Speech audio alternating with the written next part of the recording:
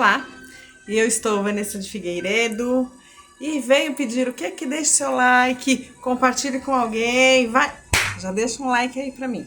Hoje de terça-feira vamos com sintomas da cura. Nós estamos aqui de sequência lendo sobre a auto-obsessão, porque a gente mesmo é a nossa obsessão, muitas das vezes, né?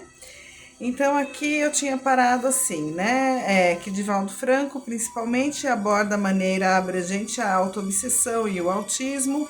Estávamos falando sobre o autismo, ressaltando ainda os aspectos espirituais que constituem o pano de fundo dessas dolorosas experiências reencarnatórias.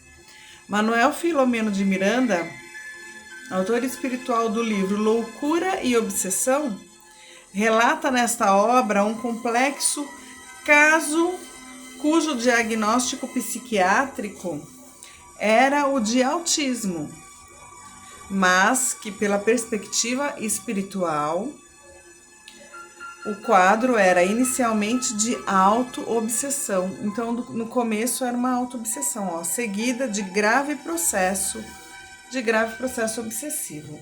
Então às vezes, eu vou abaixar um pouco, isso aqui tá muito alto. Então às vezes nós mesmos, né, somos os nossos obsessores, certo? Então a gente precisa se vigiar, se policiar, para que a gente possa ir progredindo pouco a pouco, sem nos levar a isso, né? Sem nos levar à auto-obsessão. E a gente mesmo que se leva, né?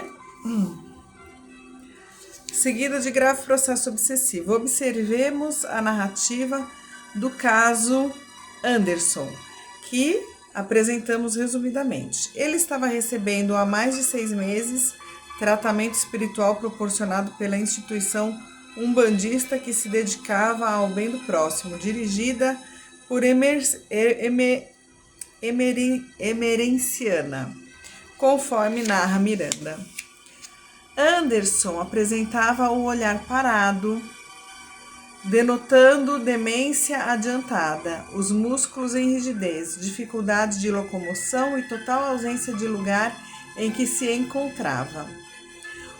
A médium emerenciana, sob o comando de seu mentor espiritual, coloca o enfermo em meio a um círculo de médiuns e em seguida, dirigindo-se a ele, estimula-o a sair da inconsciência e não fugir da realidade com palavras enérgicas, no intuito de trazê-lo de volta ao mundo objetivo. Miranda estranha a cena, mas tem ao seu lado como instrutor espiritual Dr. Bezerra de Menezes, que esclarece não é Anderson, não, é Aderson. Ser Aderson, um típico autista, conforme a clássica denominação psiquiátrica. Em seguida, apresenta maiores detalhes.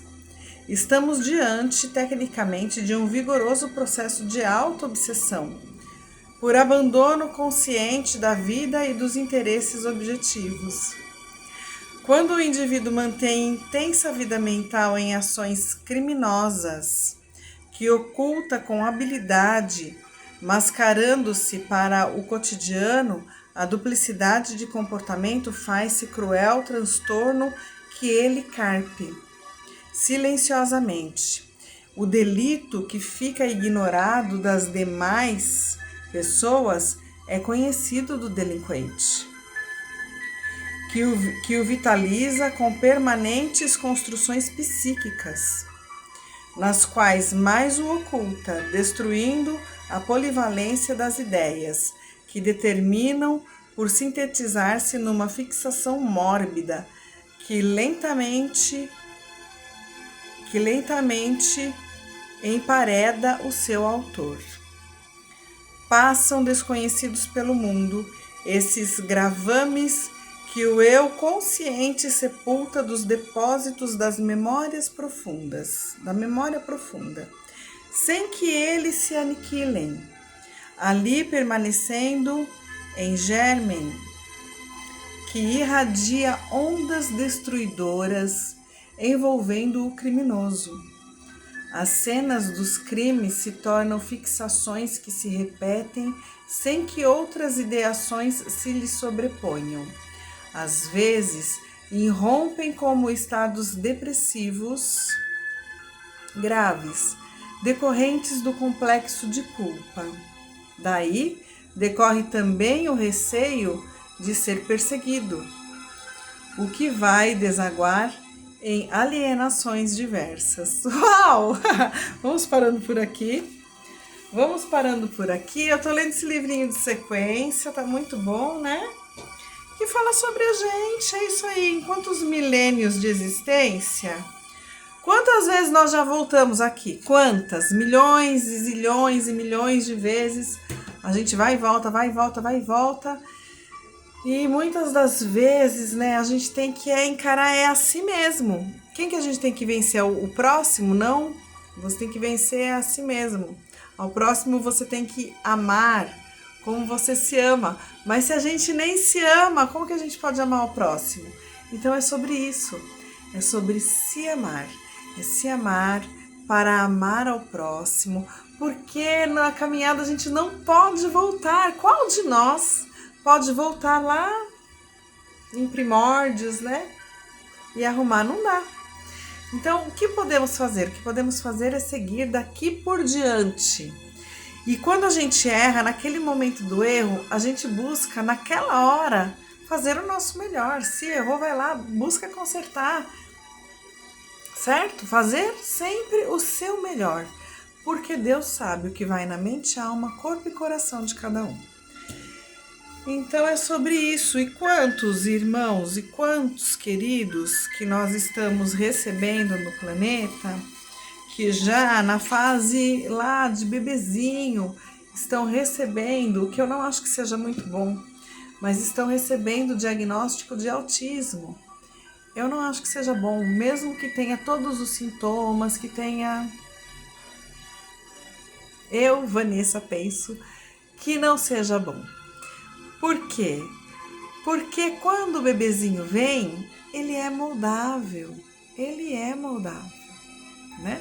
A gente tem o esquecimento do passado lá, né? No Livro dos Espíritos, mesmo no próprio Evangelho segundo Allan Kardec, nos ensina que a gente tem o véu do esquecimento. E que antes desse véu do esquecimento, esse bebezinho sendo tratado com muito afeto, com muito amor, com muito carinho, ele pode sim se modificar, né? E na fase da adolescência, na fase adulta, melhorar. Mas infelizmente ainda a gente vê também as mãezinhas, né? As mãezinhas que estão numa fase de pouca paciência, que solta lá o celular na mão da criança, ou então enquanto está caminhando com a criança, está xingando a criança, seu chato, seu não sei o que, seu... em vez de estar corrigindo, que é o momento, é a fase que está ali, ó, aquela fase até os 5 aninhos, é a fase que você vai moldar. Aí depois vem a adolescência, onde, por que é um período muito confuso e a gente fala, né, muitos de nós falam, é aborrecência, ele é aborrecente, porque é quando se abre todos os canais das outras encarnações. Tudo aberto, pensa, ele não tem uma lembrança consciente, mas inconscientemente está tudo lá, ó, vindo à tona. Então tenho dessa vida, dessa encarnação, tudo que já foi lá pipocando, né? E aí ele vai escolher, dentre tudo isso que ele está vivendo, qual é a postura que vai se assumir na fase adulta. Então é sobre isso, sobre muito amor que a gente tem que ter com eles, e carinho, porque eles mesmos já estão num processo de culpa, de autoculpa, né? E aí também diz aqui, né, em alienações diversas, né, como perseguição, é engraçado. Às vezes a gente passa algumas coisas, né? Quando você não tem, já em sala de aula, às vezes não tem aquele que é sempre aquele. Às vezes não foi a pessoa que fez, não foi. Mas como a pessoa aprontou uma coisa aqui, outra ali, aí todo mundo já fica culpando a pessoa.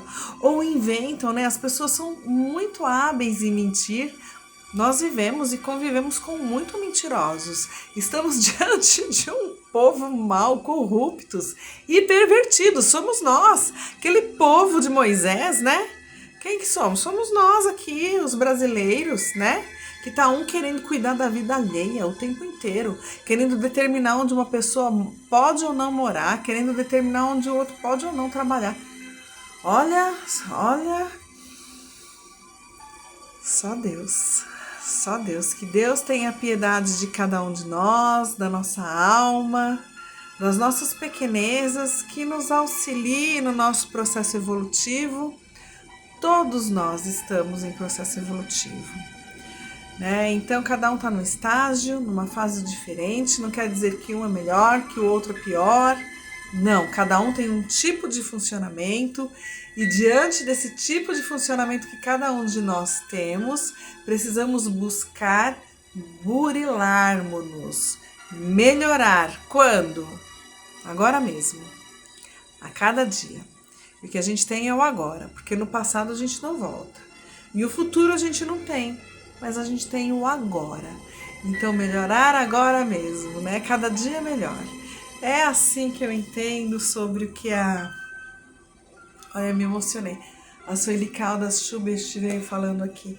E muitas das vezes, sabe que nós, medianeiros, né? Quem é médium, quem é o intermediário lá da espiritualidade e que tem essa facilidade muito grande e às vezes tem mais de um receptor e de um canal de comunicação, não é porque é porque é muito bom ou porque não, é ao contrário.